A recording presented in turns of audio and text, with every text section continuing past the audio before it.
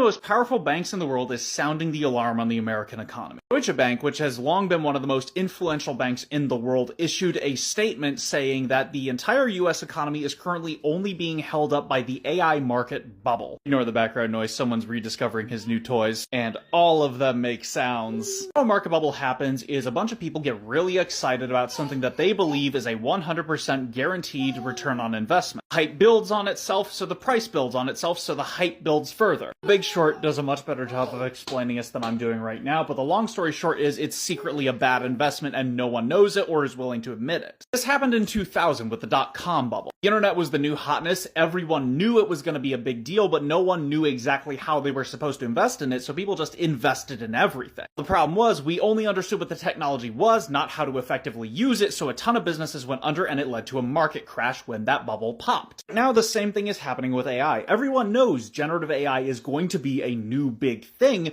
but no one's quite sure of how it's going to be used most effectively. So everyone's just kind of throwing all of their money at as many investments into general AI tech as they possibly can, without really any regard for whether or not those are good investments. Because of the constant mishandling of the economy by Donald Trump, who has crashed every business he ever runs, the only thing that is keeping the economy propped up is the surge of activity that's happening in the AI sector. Deutsche Bank is saying it's only a matter of time before that bubble pops, and when it does, it's going to take the entire United States economy with it. I haven't really been given a time frame on when this is going to happen, but if Deutsche Bank is sounding the alarm, we're probably closer than is comfortable. Because by the time people were sounding the alarm on the dot-com bubble, it was already too late. By the time people were sounding the alarm on the housing bubble in 2008, it was already too late. For a betting man, I would say that by the end of the year, that bubble will pop. And then all of this is going to come crashing down. I feel as if we are being targeted. This snowbird owns a condo in Florida. Trump's tariffs inspired her to return to Toronto early. She says the registration rule is yet another reason she doesn't want to come back next year. For decades, Florida's winter economy operated on a simple principle: reliable seasonal residents who spent substantial money over extended stays. Canadian snowbirds epitomize this model perfectly. The numbers tell the story. Canadians pump $6.6 billion annually into Florida's economy, not through quick weekend trips, but through deep, sustained spending over 3 to 6 month stays. Each Canadian household averages $33,000 per season, money that flows directly into local communities when domestic tourism typically slows. Unlike American tourists who visit for a week and leave, snowbirds integrate into Florida's fabric. They maintain year-round properties, schedule medical procedures during winter months, hire contractors for renovations, and become the economic backbone of entire counties.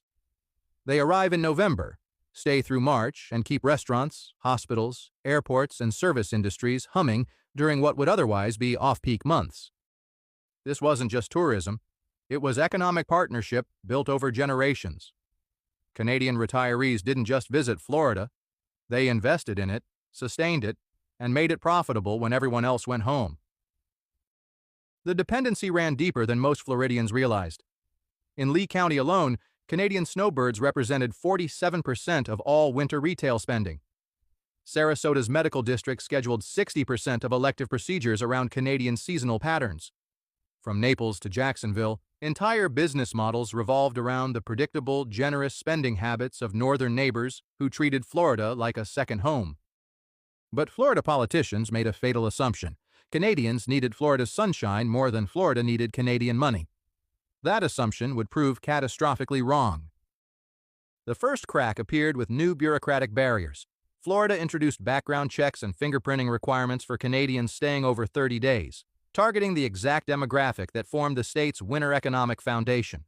For snowbirds who'd been spending months in Florida for decades, suddenly they were treated like security threats. The requirements weren't just paperwork. Canadians faced mandatory appointments at specific government offices, often requiring multiple trips and weeks of processing delays. People who had maintained Florida properties for 20 years suddenly needed to prove they weren't criminals. Then came the rhetoric. Anti-Canadian sentiment from political leaders escalated into outright hostility. Talk of annexation, making Canada the 51st state, wasn't diplomatic positioning.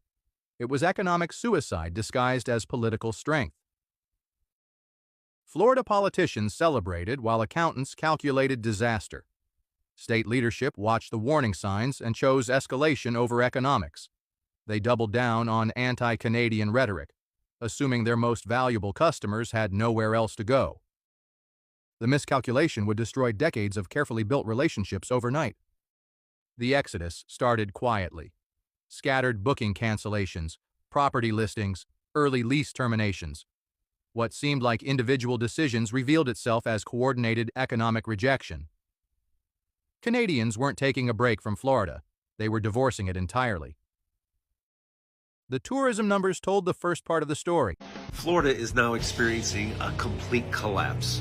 Over the next 3 years, you will see housing prices on the East Coast and the West Coast and the south of Florida drop 30 to 40% over the next 3 years. It's that dire in Florida. And what's causing it all?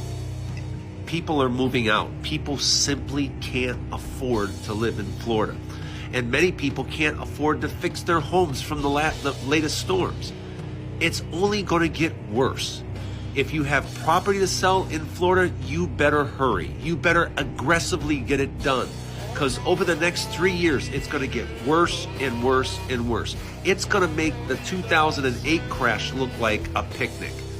So what is going on right now? You're seeing mass exodus of people. People leaving Florida in droves because it's simply not affordable. Insurance. What the hell did they think was gonna happen? Kick out all the workers from Florida and expect everything to be fine? They really thought Americans would jump off food stamps and start doing all the jobs immigrants used to do? Well, guess what? They were wrong. Thanks to these decisions, thanks to the president, and thanks to Republican leadership in states like Florida, the entire country is starting to see the truth. Without us, the economy doesn't move. It stalls. It cracks. It starts to fall apart. History is repeating itself. Once again, it's crystal clear. This country depends on immigrant labor. We do the jobs no one else wants. We hold it all up. And now, they're so desperate, they're talking about putting their own 14-year-old kids to work, overnight, for 12-hour shifts. Kids who only care about video games and hanging out with their friends, not working in kitchens or fields. They tried to replace us and it backfired. Fast. It's only been 2 months, and already they're scrambling. The truth is they won't have a choice soon. They'll have to start giving out work permits, because this country doesn't function without us. We are essential, we always have been, and now the whole world is finally seeing it.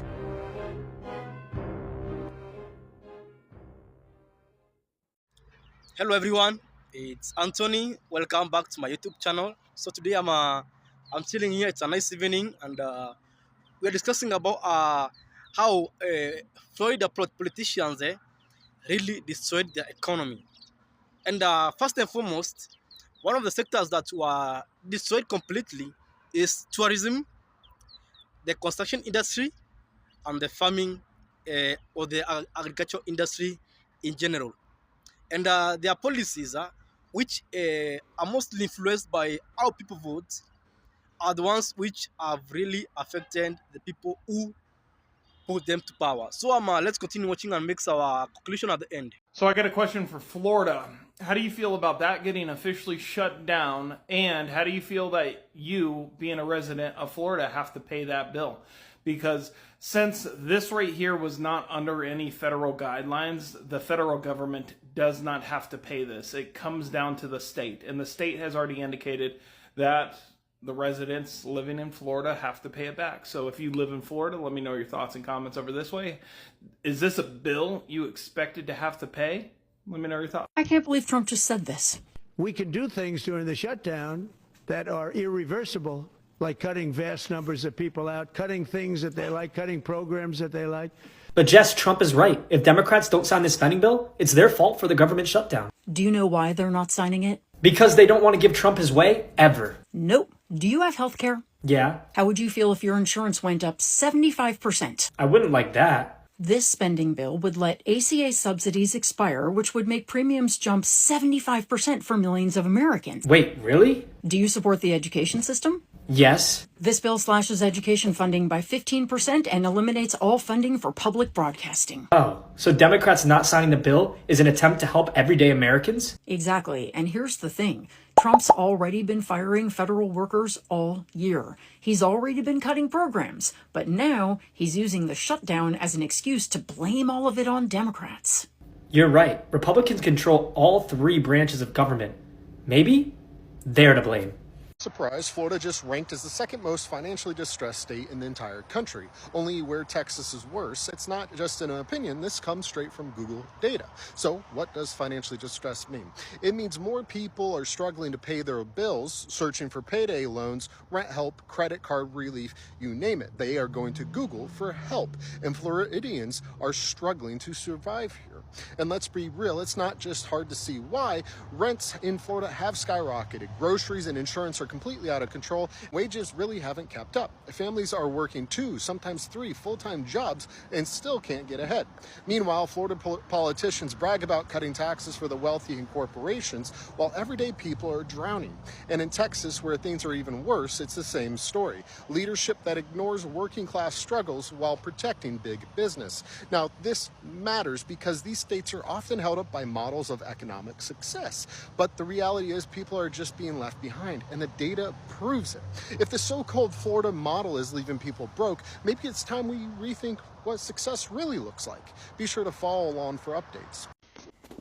Hey everyone, so I noticed something interesting happening on Twitter and social media around the DeSantis campaign for president.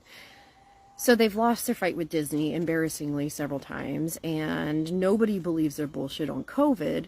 They're now turning to the economy, of all things, to show how DeSantis will lead. So I thought we should go over a few facts about the economy in Florida. Number one, the national inflation rate right now is about 2.97%. Florida's inflation rate is 9%, 3 times the national average.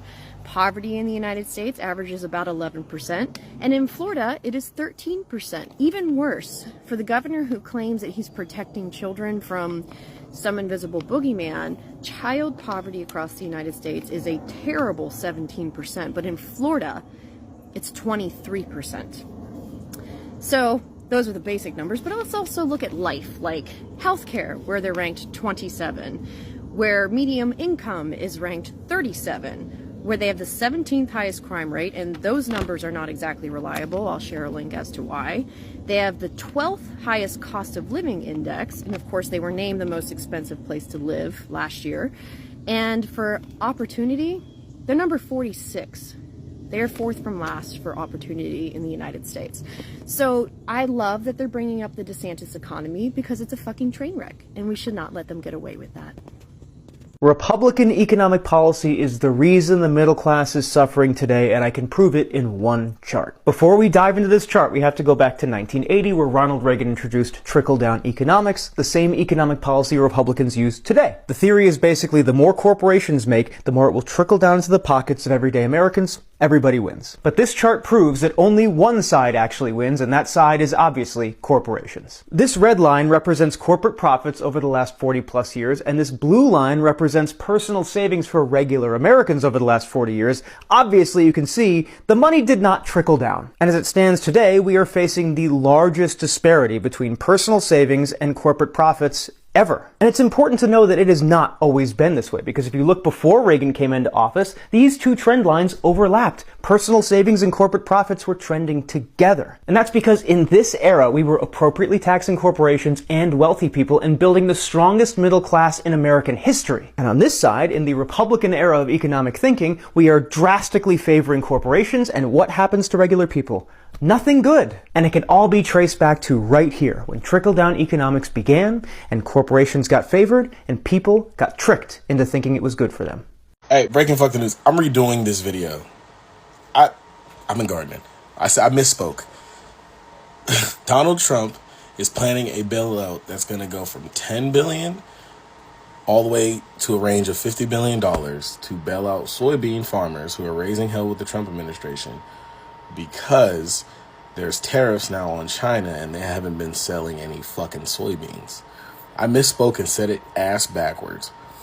So now the Trump administration is planning on taking the money that they have acquired from said tariffs and bailing out all the farmers, American farmers, who are having issues, shortages, and what have you, in the last 9 months since these, well, probably was it 8 months? 8 months since these tariffs have been put in place.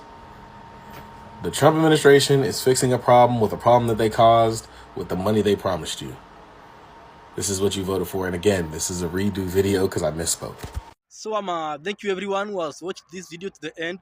My name is Anthony, and today I want us to discuss about how Trump policies in general has really affected our country. And if you are following up on the news keenly, there was this construction of the Alcatraz prison, which was being let closed by a judge. And it is estimated that Florida lost 218 million US dollars with the construction of this BS staffed by Trump. So it's really amazing how our government doesn't really care about the common citizens. How our government works for the billionaires, not for us. So Trump decides to deport immigrants, and during the campaigns, he claimed that he only wants to deport the criminals. Now, after ascending to the presidency, what he decided to deport everyone, even people who are working here legally. He decided to deport them. So this in turn affected our small-scale farmers, our to some extent large-scale farmers, although they have mechanized their works, but the construction industry, because it was abrupt. There was no notice. It happened by a whim. People stopped showing to work. So this really has affected the Texas and Florida economy to a great extent.